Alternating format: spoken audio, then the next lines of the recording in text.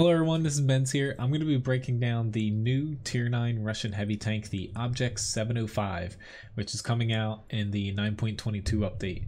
Now this is on the test server, so stats may change for this tank, but kind of first glance and also from playing a few battles in it, it seems pretty well balanced. It is going to be fairly strong when it comes to brawling, given that this tank, much like the 705A that comes after it, and a lot of the new Russian heavies, it's centered around armor, brawling, and a pretty good gun along with it for close ranges. Now, before I hop in, I'm going to compare it against a few other Tier 9 heavies. You'll notice rear-mounted turret. It's also got quite a bit of armor, especially if you're looking at the turret. There are no hatches on the top of the turret, unlike most tanks, so penetrating the turret, good luck. Unless you get really lucky with a really high pen heat round, say well over 300 millimeters of penetration on it, you're going to have a really tough time penetrating this. Even on the side, it can be a little bit dicey too. Now, jumping into the tech tree, before I hop into the comparison, I'm going to have two versions of the Object 705 up there. You start out with a 122 millimeter gun on this, which, looking at the ISM that comes before it, it's basically the elite gun from that. You start out stock. However, it has two tier 10 guns on it, the 122 millimeter BL13 and 130 millimeter S70. Basically going to the 705A, that ups it even more to 152. But basically this tank, both the upgraded guns are actually pretty viable. They each have their own strengths and weaknesses, but this has two top guns on it. I actually prefer, I think I'm gonna head with the 122 millimeter if once I pick this tank up on the live server over the 130, unless they rebalance things. But getting into the comparison, the grind on this tank is going to be really easy, given that you have two different guns you can use for the top gun. It's going to be a fairly easy grind compared to some other tier 9 heavies. Hopping into comparison though, this is for basically 100% cruise, no crew skills, no equipment, no camouflage added to any of these tanks. Now the first, this is the 122 millimeter on the 705. This is the 130 millimeter. I'm comparing it to the VK4502B, the Malshin, and the STI. They're the tanks closest as far as how this tank is going to play. A lot of armor on the front, pretty hard hitting gun. The 705, is actually pretty mobile compared to them. And I'm not comparing it to the Object 257 because most likely that tank is going to be massively rebalanced before it hits the live server. But basically, the 257 does compare to the 705 here. Anyway, starting out though, you either have a 440 damage gun or 490 damage gun. So either you're tied with the STI, as far as damage per shot, or you have that higher alpha against the VK4502B and Malshin with 490. Your penetration on the 122, you have 248, which is towards the low end for a tier 9 heavy. However, there's nothing wrong with that.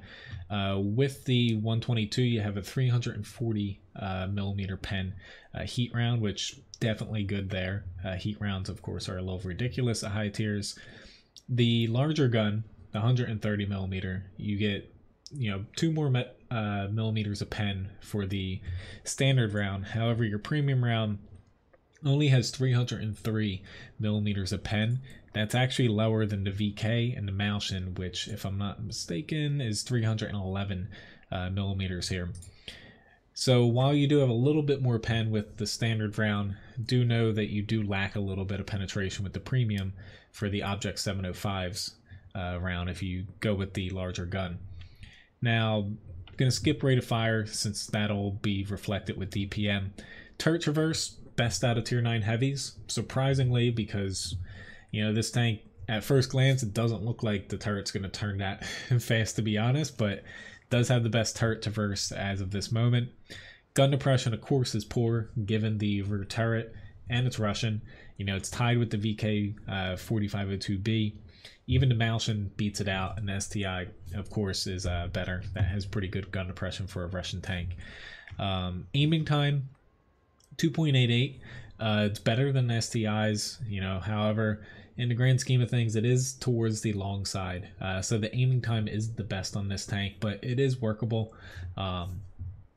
Dispersion, that's one thing where you start noticing, aside from the difference in premium rounds and damage per shot, the 122 millimeter has 0.38 accuracy. That's before any equipment and crew skills. 130 has 0.42. Now, both of those values are worst out of tier 9 heavies that I'm comparing here. You know, 0.38, it is workable. 0.42, it's going to be really difficult, especially, you know, given if you come across a heavily armored tank and you don't have, say, like a high pen heat round. It's going to be a little hard to penetrate things at longer ranges and make sure that your shot actually hits where you want to with 0.42. That's one of the reasons why I like the 122 over it. Now, DPM, the 122, almost 2300 damage per minute. You know, the 130 drops down a bit. That's a little bit under 2100, which both of the guns, as far as what I'm comparing against the VK, Malshin, and STI, actually the most amount of DPM for these tier 9 heavies, especially the 122 by a pretty considerable amount. Only the Malshin and the STI kind of come close, with the VK kind of lagging behind. So when it comes to the firepower, you have two different gun options. Pick whatever suits you best. This tank is kind of meant for brawling, so the higher alpha can be nice. I personally kind of like the 122 because it's more accurate. You know, you have a higher rate of fire, so if you miss a shell, it's a little bit less of a hindrance than with the 130. Basically, you have a better heat round if you do come across a heavily armored tank, and your damage per minute's higher. So, you know, there's ups and downs for both guns, but I'm leaning towards the 122. But picking either isn't wrong. Hit points, 2000. Definitely lower than the Malshin, which, you know, best in class for tier 9s. A little bit higher than the STI and the VK 4502B. As far as armor goes, I will break down the armor basically right after this comparison for the Object 705. Head on though, it's comparable to the VK 4502B and the Malshin. More or less the lower plate, a little bit weak to where tier 9s, you know, have a decent, if you're pointing straight at them, you know, basically I think it's like 60% chance to punch through your lower plate, if not a little bit higher for most guns. Tier 10s, of course, can pen it, and most tier 8s have a decent shot at penning your lower plate head on. It's only 209 millimeters effective, which is still pretty strong, but in the grand scheme of things, if you're pointing dead on, that's the main weak spot people are going to hit you. So it's in line with the Malshin and VK. It is better than the STI's armor on the front hull, of course. When it comes to the turret armor, 705 has honestly the best armored turret at tier 9, hands down. Has no hatches as far as weak spots. The turret roof, you can't overmatch it that well. It's not 60 millimeter thick, so only the 183 millimeter British gun will actually be able to overmatch it. And, you know, the Jagdpanzer E100, I believe, if I'm not mistaken. But more or less, or no, that shouldn't be able to over. Forget that. But anyway, basically, turret armor, especially the top turret, is just ridiculous. You're not really going to get penetrated unless like someone gets a lucky tier 10 TD pen or like a heat shell pen. There's no real weak spots on the turret. So basically, best turret armor out of all these. Mobility, a little bit surprising. It has best mobility out of these. 40 kilometers an hour is best. As far as the top speed, only the STI comes close. However, when you look at the power to weight, the specific power ratio here, a little bit under 14, only the STI comes close at basically 11.5 here. So definitely the most mobile of the tier 9 heavies that is closest in comparison to. Concealment, you know, it's better than basically the STI by a hair. Really, these values don't matter much, given that low camouflage here. It only affects like basically single digits as far as V range goes, with helping you negate a little bit of V range. Speaking about V range though, it does have 380 meters, which is low for tier 9. STI it's tied with, which 380 definitely is lacking at tier 9. You know, to where the VK and the Malshin definitely are better. So overall, looking at the stats, most mobile of these tier 9 heavies.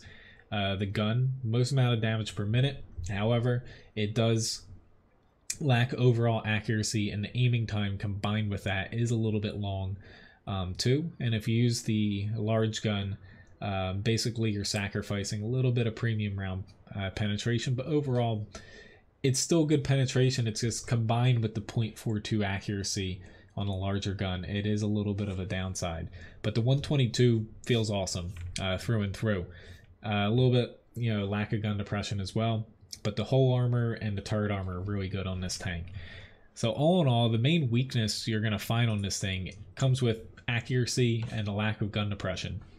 Looking at the armor a little bit closer, like I kind of already went over, lower plate, it's 209 millimeters effective down here, so tier 8s can pen you.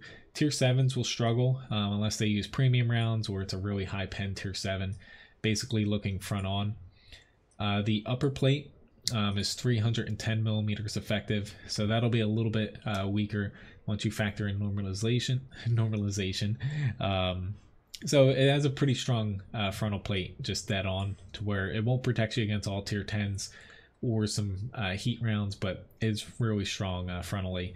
Turret, basically just forget about it. You're not going to penetrate this thing unless someone gets a lucky shot. Most of the front, you know, at the very weakest areas, it's just above 300 millimeters effective, and the hatches basically are the same. Not that you really can see them, they're basically minute. You're not going to hit these things. Even the side of the turret, basically you're not going to want to shoot this thing in the front side here. It's still pretty strong. Only the back side starts getting, you know, beneath 200 millimeters down to like 152-ish if you start hitting the back half. Now the side armor on this thing, it still has pretty good side armor. You'll notice it says 90 millimeters on the hull. It's got basically a thin strip here that's 160 millimeters thick. This little angled piece, if you notice it here, is 130 millimeters thick. And then you have a side space armor kind of skirt that's 30 millimeters to help with heat. But basically behind that and the entire hull down low sits at, it's kind of deceptive to where, even though it says 90 millimeters, trying to get a better view here, you'll notice that down here is flat, so that's 100 millimeters thick. Honestly, it's weird how they have this set up to where, so it's flat 100 millimeters with 20 millimeters of track armor, so pretty weak to where, you know, tier 7s can pen you. It's not like the Object 257 right now on a test server. That's completely ridiculous. However, right above that is 90 millimeters thick, right behind this space armor plate, where you can't see it very well, except for, you'll notice that, you know, it's not flat all the way down. Basically from this spot down to where it gets flat, it's angled in. That's actually the 90 millimeter part. It's 90 millimeters at a 57-degree angle. So unlike the 257s, it's not going to auto bounce you, but it does sit at 165 millimeters of effective armor. So it is fairly tough, given that you're adding that extra space armor on top of it, and you're going to have to contend with different angles and stuff. The rear of the tank is nothing special. You're going to be able to penetrate it. The strength of this tank, much like the tier 10 that follows it, is, you know, you kind of can compare it. I would say the closest comparison is the VK4502B and the PZ7 at tier 10, to where it's really good at side scraping, given that there's no real, say like turret bulge or turret weak spot, to where you're going to be able to kind of slink back around a corner fairly effectively.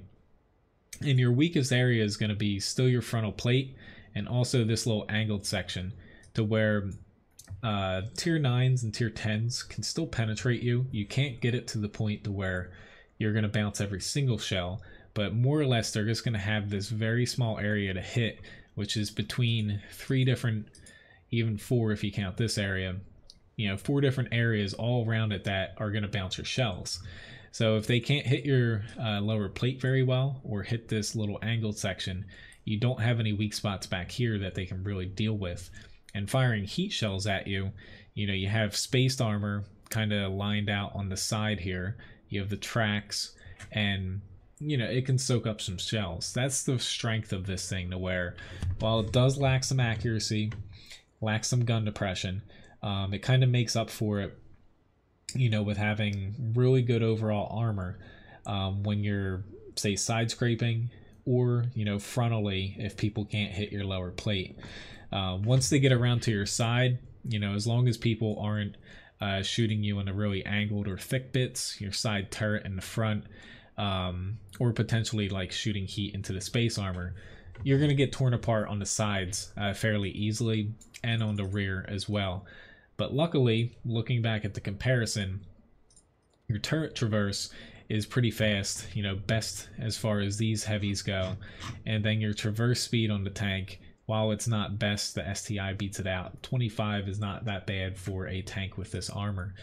So really, it doesn't have a ton of weaknesses, but overall, it is fairly balanced. It is going to be a really good tier 9 heavy, to where honestly, even if, say, they nerf the DPM a little bit, because this thing does have a lot of armor and the gun is very good on it, in the grand scheme of things, the accuracy does kind of hamper it at longer ranges, and also with the gun depression in the rear turret, to where by no means is this like an Object 257 to where Wargaming should absolutely rebalance that tank. This tank, it's going to be very good. The grind on it's not going to be that bad, given that it has 2 different top guns you can use, and I actually prefer the, you know, non actual top gun. From just looking at the tech tree, most people will think the 130s, you know, the better of the guns, but you know, they both have their ups and downs. But anyway, thank you very much for watching this video. Hopefully, you know, a little bit hyped up for the Object 705 here. Even the 705A after it, I have another video to where once I kind of slide out here and my outro takes over, there's a link to the 705 review. But, you know, thanks again for watching this, and have a very nice day. See you around.